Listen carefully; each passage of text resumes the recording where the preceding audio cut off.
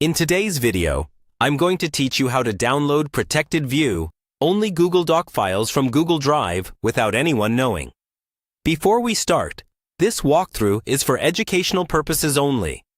Always respect privacy, intellectual property, and sharing permissions. Make sure you have a legitimate reason and the right to keep a copy of any document you work with.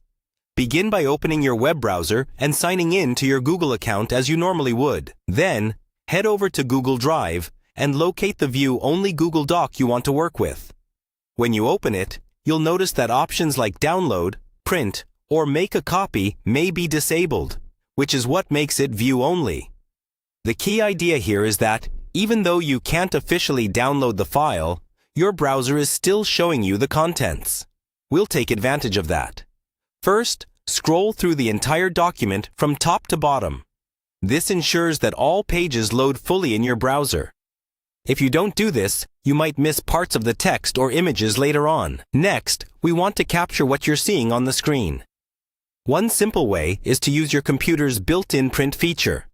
On most systems, you can open the print dialog by pressing Ctrl+P on Windows or Command+P on a Mac. When the print window opens, instead of sending it to a physical printer, change the destination or printer option to Save as PDF, or a similar option. If that works on your system, you'll get a PDF version of what you can see on the screen. Be sure to check the preview to confirm that all pages of the document are included. If the print dialog is blocked or doesn't show the content correctly, another approach is to take screenshots. Zoom out in your browser so more of the page fits on the screen. Then capture each section. Move down the document gradually, taking overlapping screenshots so you don't miss anything. Later, you can combine these images into a single PDF using any offline PDF tool. For text-heavy documents, you can also select and copy text directly, if that hasn't been disabled.